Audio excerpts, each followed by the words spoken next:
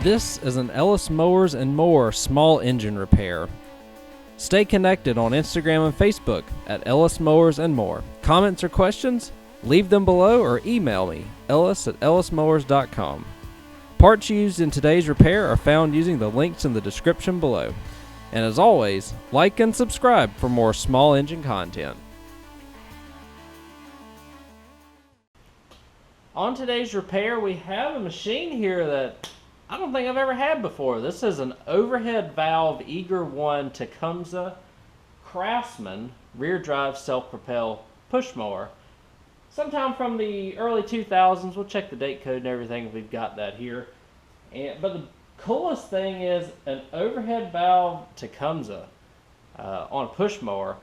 I've had a couple of Vector Tecumsehs, but never one of these overhead valve Tecumseh. So we're going to get into it. I do know that it runs on starting fluid. Probably needs either a new carburetor or some carb work. I don't really like messing with Tecumseh carbs, trying to rebuild them, because a lot of times will have issues. And we may have to do some work on the self-propel. It's going to be just a nice, cheap self-propel, hopefully self-propel push mower for somebody here. But let's get into it. I'll show you around real quick and see what all we need to do to get this thing back going again. So this is actually a fairly nice unit here. It's got the rear drive self-propel, the one-stop shop adjustment on the mower deck, which a lot of these are really bad about wearing out. This one seems to be in good shape, so that's awesome.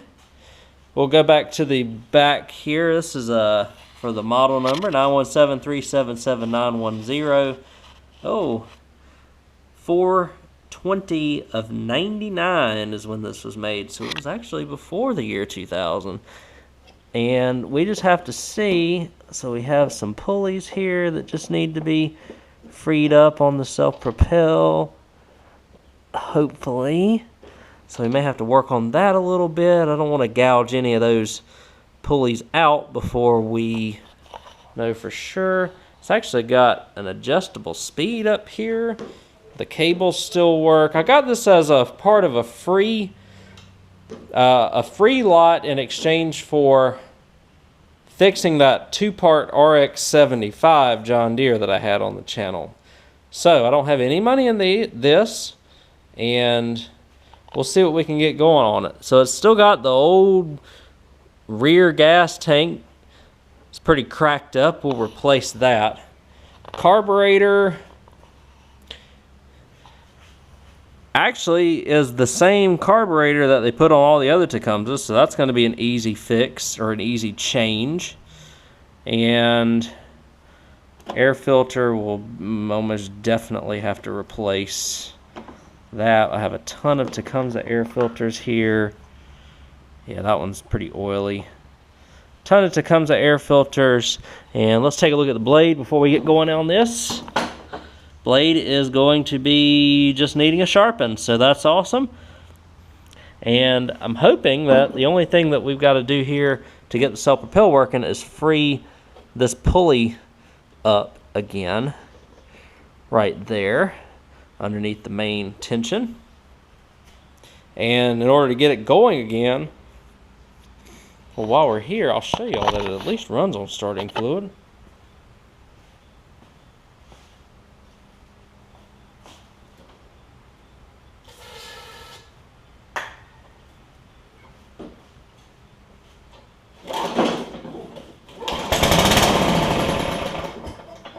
So there you go. Running good. And I'll get it up on the bench here, or at least it runs on starting fluid. I'll get it up on the bench here. We'll replace all the parts that we need to help free up that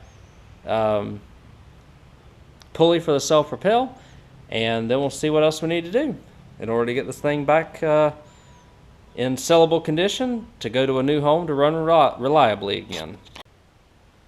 Okay guys, so we're going to put this gas tank and we're going to replace it. So we're going to take the Vector cover off here.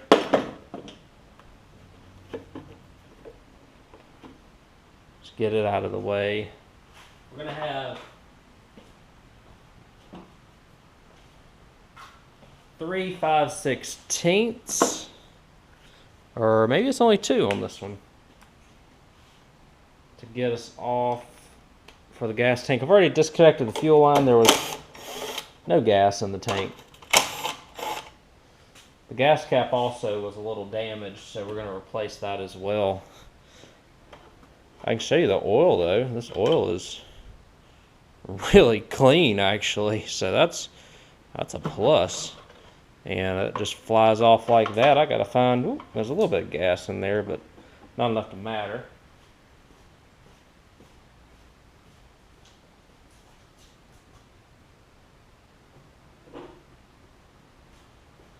So I'll find another gas tank. I'll replace the fuel line while we're at it. Well, that fuel line actually looks to be in really good condition, which is crazy.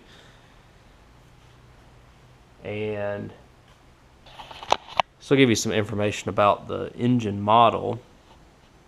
172 cc's, pretty decent size, still a little bit smaller than the 190s that came on the Briggs. Pull rope still works good. And the carb, what I could do with the carb is get y'all on the other side. I'll just drop the bowl and see how bad it is in there. Alright, we're loosening the tank bowl, or the carb bowl here. May not be as bad as we think it is. We'll see. Definitely going to put a primer bulb on it though. Knock it out here. It's a little crusty. It's honestly not that bad. Put it on the carb table over here. Now it looks like in order for me to get this off, a lot of times what I do is I will take off the, this is old, got the old metal fluid in it still. The entire intake, instead of trying to finagle these bolts. So similar to the flathead Tecumseh's, except this bolt is really, really long, and it should just come off. Take note of how your setup is for your linkages before we do this. So on the top we have our throttle linkage, and on the bottom is our governor linkage. So I'll take both of them off and let them kind of hang out while we work on this machine. I'll take the breather tube off as well, and I'll just let that linkage sit right there. So we've got the carb basically off. Just really quickly, I may throw it, take the power bulb out, throw it in the ultrasonic for a little bit, and see if we can get some of this gunk and residue off of it. Like I said, I do need to replace the primer bulb in it. I think if I get the primer bulb replaced on it and just a good cleaning of the carburetor, we may be able to save this. I'm going to put it in the ultrasonic. While we wait in the ultrasonic, I'm going to go ahead and do the other services and stuff to this machine. Probably turn it on its side, and I see a bunch of leaves and debris and stuff inside this plastic cover here. So I want to make sure that that belt is on the main pulley as well. And so let me take care of this. Primer bulb wise, you just kind of have to get a small screwdriver or something along those lines to pry it out right here. And once you do that, you should be able to access the or be able to just pull it out, and then the new one you just hammer in with a socket around the side. I think it's a 3/4 socket that I usually use to seal everything up, because if these primer bulbs get, you know, dry rotted like this, what they'll do is they'll run great for a little while, and then it starts sucking air, and then it'll start losing fuel prime and end up shutting down on us. We don't want that to be happening to the new owner, and so I'm going to take care of that as well while I'm at it. Okay, we're going to look underneath this now. I'm going to take this 9/16 bolt off, which we'll throw an edge on that blade while we're at it. And there's a bunch of 5/16 here. Well, I thought it was. Yeah.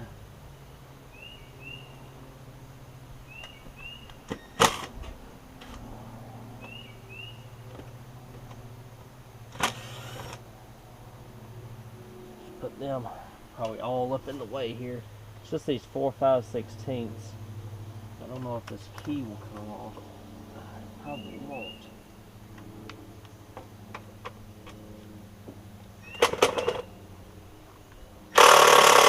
Alright, there we go. Now what hopefully we can do is at least look under here some. You can see there's a bunch of, I'll move these out of the way. A little bit of debris. Once machines get to be an age like this, there's really not any getting this key off, I don't think. So we're just going to look inside here. I'm going to see if the belt is on.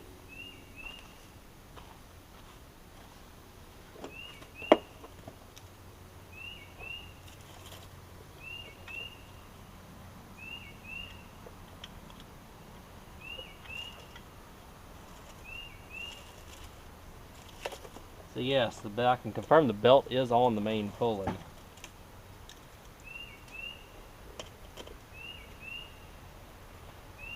Which is good.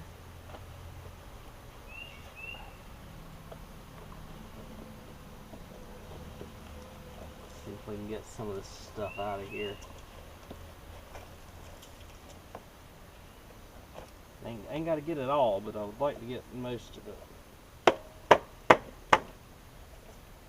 Some of the junk. Okay, that's better than nothing, I suppose, right? We'll get all this buttoned back up so that it's goes back in the place where it's supposed to. I'll screw everything back on and get an edge on the blade. The self-propel, hopefully we've got enough belt tension, because that right there, trying to get that off just to change the belt on a mower that kind of looks like this almost isn't worth it. So like I said, I'm hoping that the belt is still tight enough to where it will be able to be used, and that the self-propel still works, hopefully. I'm not fully sure yet. I'm not fully sure that these wheels are backwards too, and if they are, we'll fix them as well, but we'll see when we get to it. I'm going to get that cover back on next though, and sharpen the blade. By the time the carb will be ready, we'll put it all back together, and hopefully we'll have a running push mower. By the way, I found a gas tank to fit this that doesn't have all the cracks and stuff in it, so that's a good thing as well. And we'll throw a fuel line on it also while we're going through it. Alright, we've got the carburetor pretty much back or cleaned out. It's got a little work to do, I think, but Ultrasonic did a good job of cleaning it, most everything up. So that's excellent. Just got to put it all back together. I'll set you all on the tripod. We'll put it back together. We'll put it back on the mower, and hopefully after we throw some fuel line and stuff in it, that this thing will run again, and that the self-propel works. And then once we get to that point, pretty much just need to wash it, because the oil is basically new and clean, and the blade is sharpened, so that's a good thing. Like I said, this one's still got the old metal float in it, so this is a pretty old carb for Tecumseh. Like I said, if I can get this back going again, this will be a big plus without having to put a new carburetor on it. We'll see. I know my area's a little bit dirty, but I have made sure that all the jets and stuff are clean. Don't forget that little bitty jet right there in the Tecumseh carburetors. That, if you don't get clean, may cause problems. Some of them also have a jet right here that you may have to clean as well. So, we're going to put the needle back in to the float. We're going to slide it back down where it needs to go. Put this locking pin in place.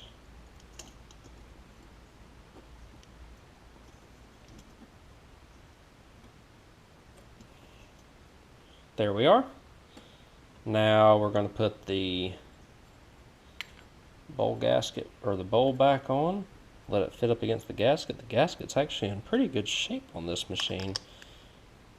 And before we do that, we need to put the gasket back on for the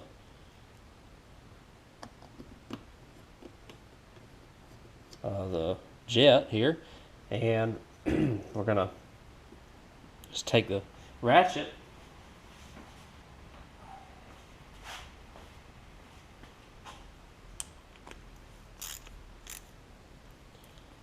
tighten that back up, and now we're ready to go back to the machine to put everything back on. I'll show you exactly how to put it all back on. Alright, we're ready to put everything back on now, I believe, so let's do it. First thing we're going to start with is the intake tube, which is going to go like that. So we have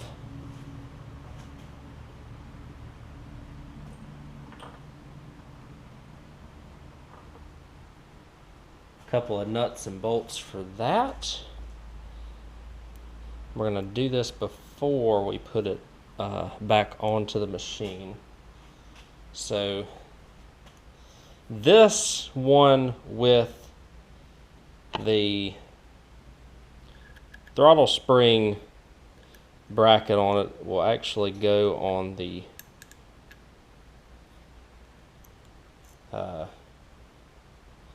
inside. So we're going to slide that on.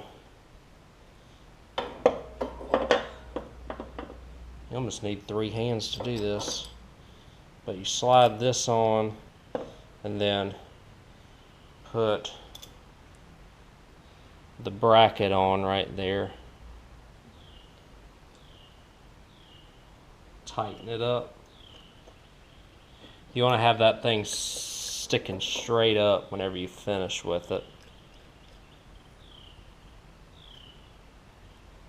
It's funny that these are like set up the exact same as a regular Tecumseh flathead.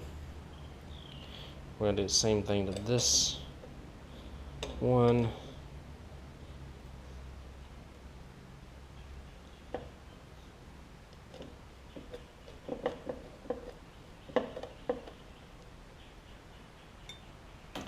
Do the same thing to this one.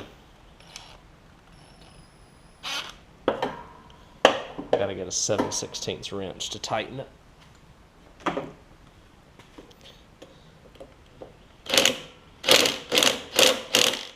Okay, so we're nice and tight now.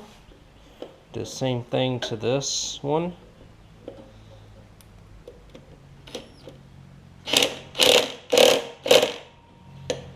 It's more than plenty.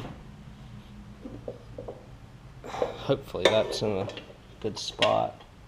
I think it is. So we'll put the primer bulb on here in just a second as well. Next order of business, y'all remember how this went? I think I do. Goes in that hole right there. And then we're going to put the, let's see, so this is going to go on the top hole. Y'all might not be able to see that, but it's just going to hook in from the back side of that top hole. And then what is going to happen now is we'll put the intake tube back on.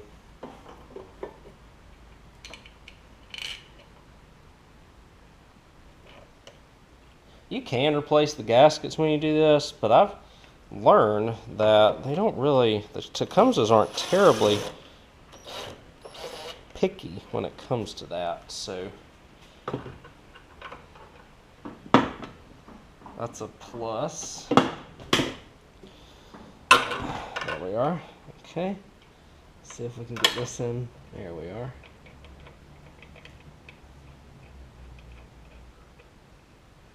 Excellent.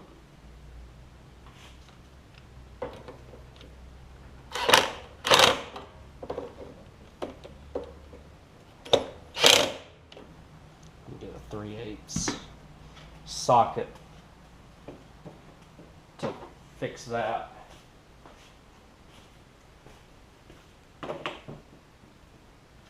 This actually has more room and access than the flathead Tecumsehs when it comes to getting this intake tube off.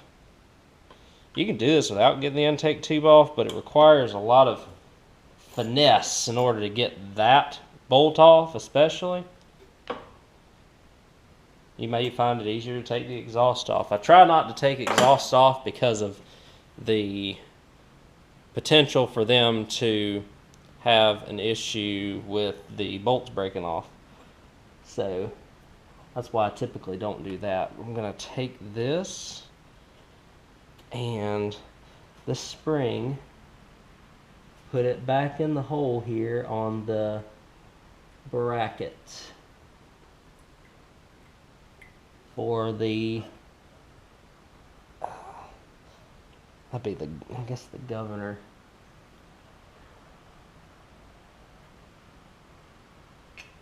Come on now.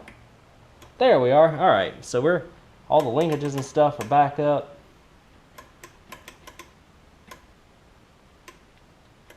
I have to pull that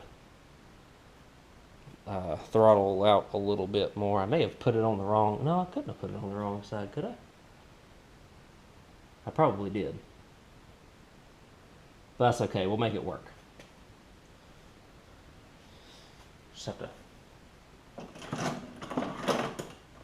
bend it out some, which we can do. There we are. So, primer bulb.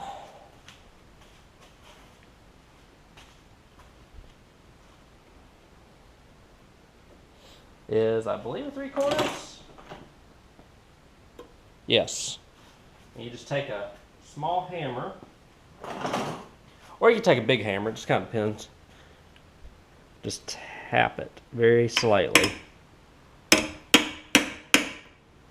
And what that does is it allows that clip to set in right there. And then you have a primer bulb ready to rock and roll. We're going to put the breather tube back on. 2 screws get this back on as well, this air filter housing. I'm going to wait to do that. I'm just going to install the new fuel line here, and then next I'll get it down, throw some gas in it, see if it cranks for us. Well, we're back together. Maybe this runs. We'll see.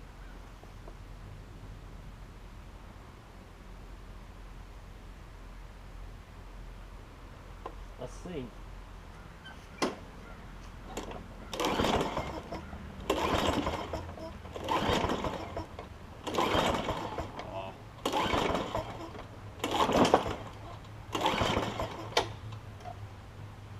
It's not going to, is it?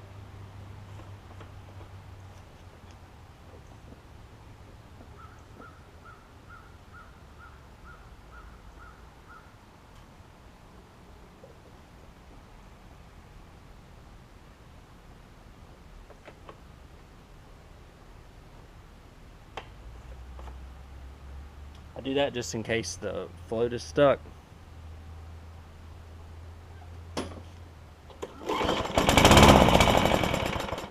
Well, it's better than nothing, ain't it?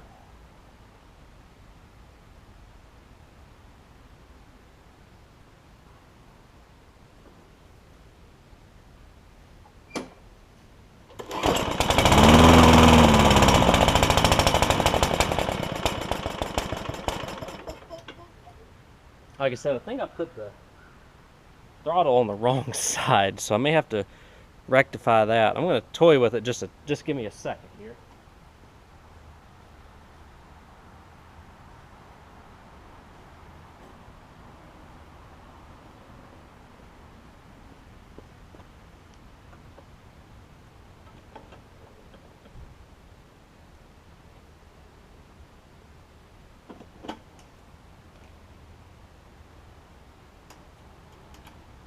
That should be better. Let's see.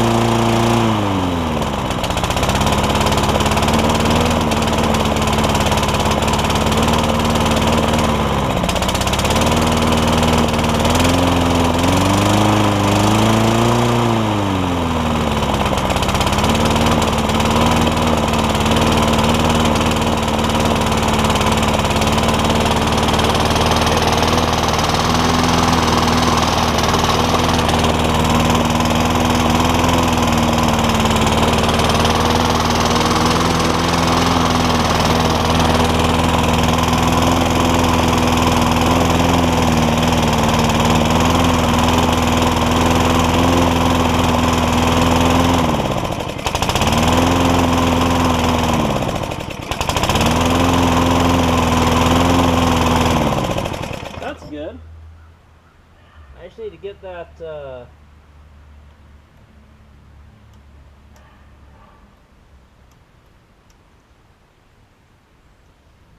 throttle running a little bit faster and we'll be okay. So let me work on that a little bit and we'll see what we got. So this really isn't difficult to do.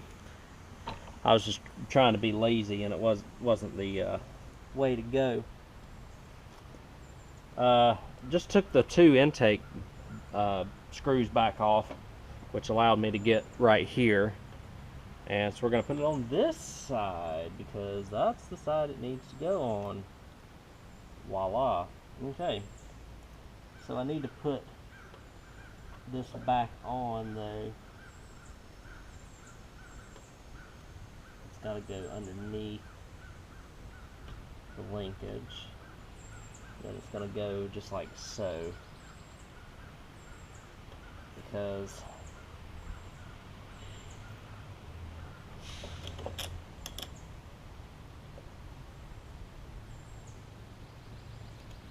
I don't do these every day and I didn't go back and check my work. And that's what happens. So I'm going to put this back on here.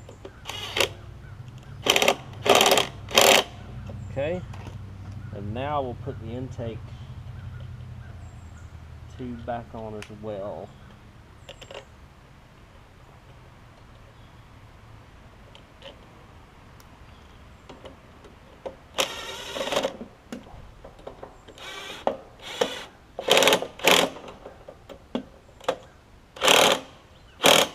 There we go. So, let's try this again. Hopefully it'll run a little bit faster now.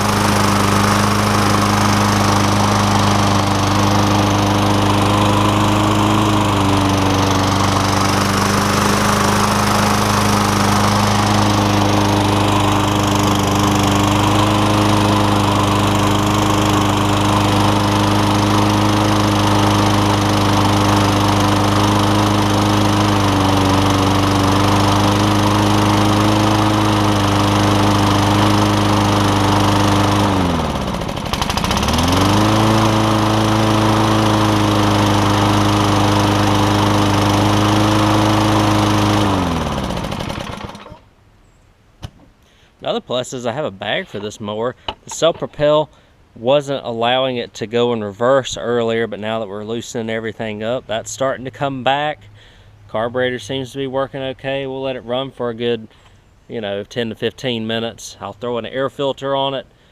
Actually, I'm going to wash the mower before I put an air filter on it.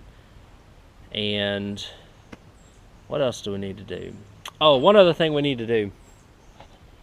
They took this off. And pretty much what we need to do is just take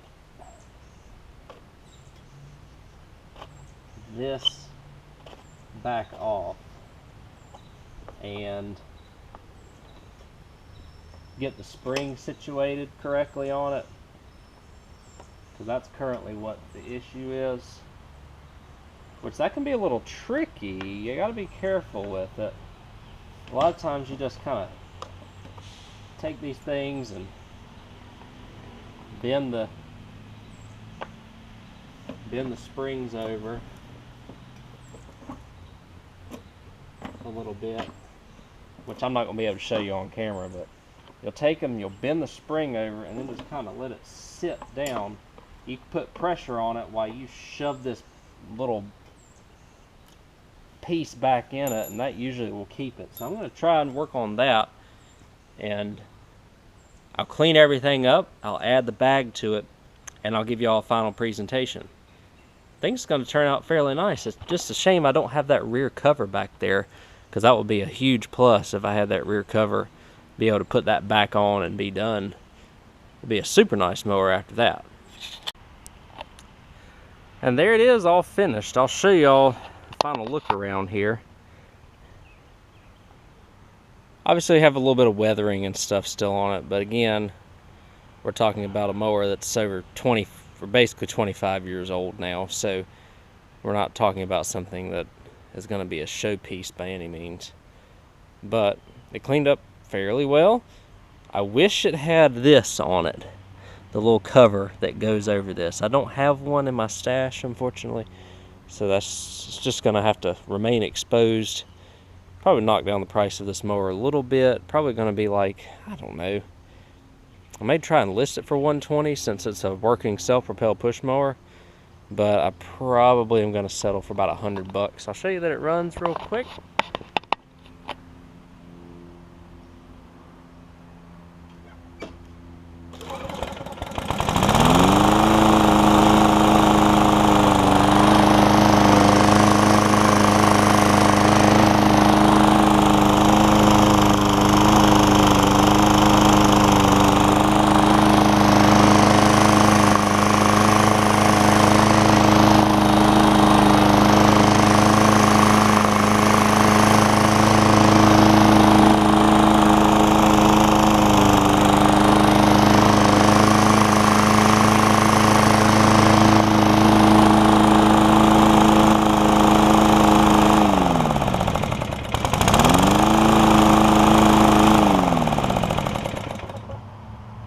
Can't really complain too much about that, guys.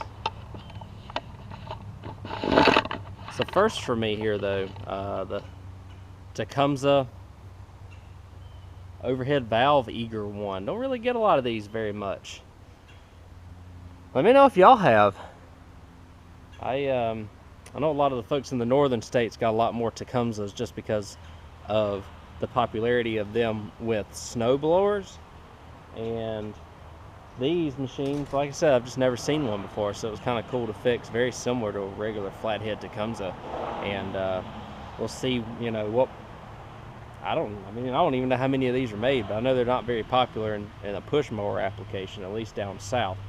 So pretty cool to do something a little bit different here. Rear drive self-propel. Again, it's a working self-propel push mower. It's going to be worth $100 to somebody, no matter if it's missing the piece or if it's in a little bit rough condition, and didn't really have to spend any money to fix it. Just had to put an air filter and a primer bulb on it, which probably amounts to like $3. So I'll take it. But thank y'all again for watching. I hope y'all enjoyed this video. Hope y'all enjoyed the push mowers lately. Just trying to get a lot of stuff out before the season really comes to an end here this fall. take care, guys. Again, any parts that I use will be in the description below, which basically is just the air filter and the primer bulb. And I'll catch y'all on the next video.